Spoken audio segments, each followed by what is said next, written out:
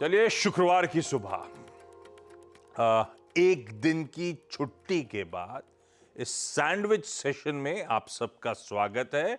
दरअसल कल हमारे सामने खड़ा है वीकेंड। भाई, पहले तो आप सबको हम सब की तरफ से एक बार फिर से स्वतंत्रता दिवस की खूब खूब शुभकामनाएं। लाइए, पहले बुधवार का ट्रेडिंग सेशन आपकी स्क्रीन पर रखता हूं। गजबे दायरे में था वेडनेसडे के दिन, एकदम नैरो रेंज में दिन भर कामकाज होता हुआ नजर आया। पूरे सेशन का पीक और ट्रो, यानी कि हाईएस्ट पॉइंट और लोएस्ट पॉइंट भी पकड़ लूं तो भी 100 पॉइंट से कम का दायरा था वेडनेसडे के ट्रेडिंग सेशन में।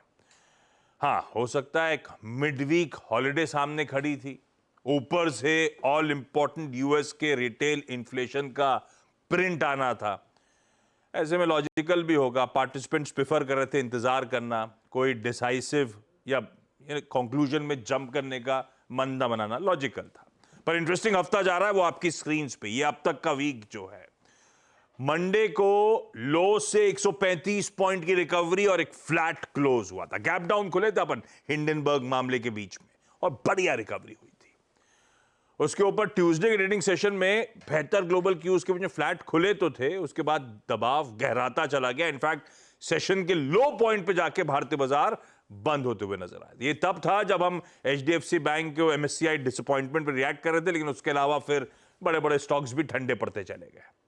और उसके बाद कल का ट्रेडिंग सेशन ना इधर का ना उधर का, एकदम दायरे में कामकाज होता हुआ नजर आया। तो आई एम श्योर स्ट्रीट अब क्लियरली अवेट कर रही है और क्लैरिटी मार्केट्स के अगले मूव को लेकर।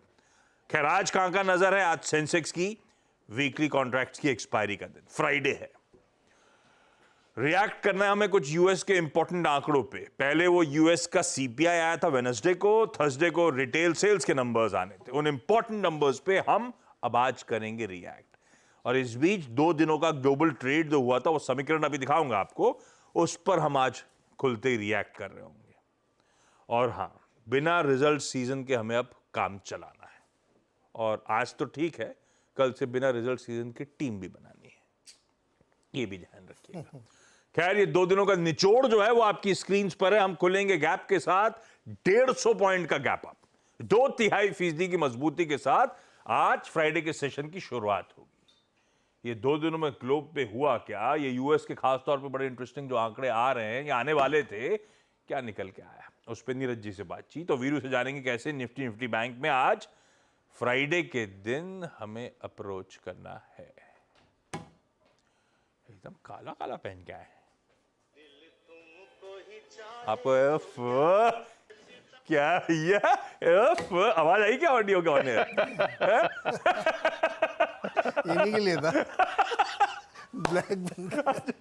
अच्छा, चलिए, अच्छा ग्लोब में क्या हुआ दिखाता हूं। गिफ्ट निफ्टी आपको आपकी स्क्रीन पे दिख रहा होगा, मजबूती के साथ खुलेंगे।